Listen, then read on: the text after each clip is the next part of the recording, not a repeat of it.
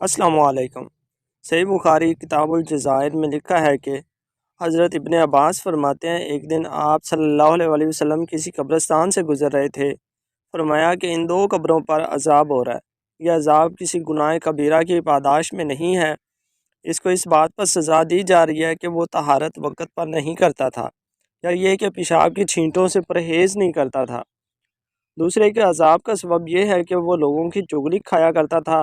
اس کے بعد آپ صلی اللہ علیہ وسلم نے ایک درخت کی سبز ٹہنی کو دو ٹکڑے کر کے ان دونوں پہ کھڑا کر دیا اور فرمایا کہ شاید ان کی تسبیح و تحلیل سے ان کی سزاؤں میں تخفیف ہو جائے۔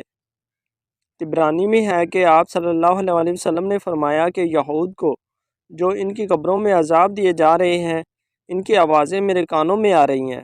ایک جہاد میں مسلمانوں کی طرف سے ایک آدمی مارا گیا تھا۔ لوگوں نے کہا وہ شہید ہوا۔ آپ صلی اللہ علیہ وسلم نے فرمایا ہرگز نہیں، میں نے اس کو دوزخ میں دیکھا ہے، کیونکہ اس نے مال غنیمت میں سے ابا چرائی تھی۔ اس کے بعد آپ صلی اللہ علیہ وسلم نے حضرت عمر رضی اللہ تعالیٰ عنہ کو حکم دیا کہ وہ اعلان کریں کہ جنت میں صرف اہل ایمان جائیں گے۔ ایک دفعہ آپ صلی اللہ علیہ وسلم صحابہ کے ساتھ کسی طرف کو تشریف لے جا رہے تھے، اتنے میں ایک سخت بدبو پھیلی۔ آپ صلی اللہ علیہ وسلم نے صحابہ اکرام سے فرمایا، جانتے ہو یہ کیسی بدبو ہے؟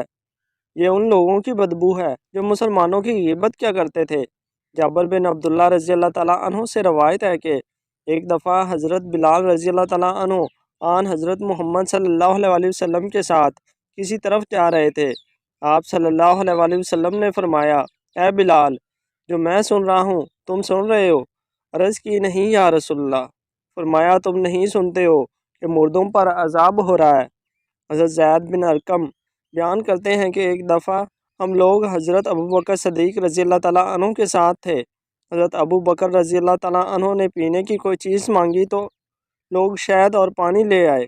حضرت ابوبکر نے یہ دیکھ کر رونے لگے۔ لوگوں نے گریہ کا ثواب دریافت کیا تو فرمایا کہ ایک دن میں خدمت نبوی میں حاضر تھا تو دیکھا کہ آپ صلی اللہ علیہ وسلم ہاتھ سے کوئی چیز ہٹا رہے ہیں اور مجھے کوئی چیز ہٹانے کی نظر نہیں آتی تھی، تو میں نے دریافت کیا، یا رسول اللہ آپ کس چیز کو ہٹا رہے ہیں؟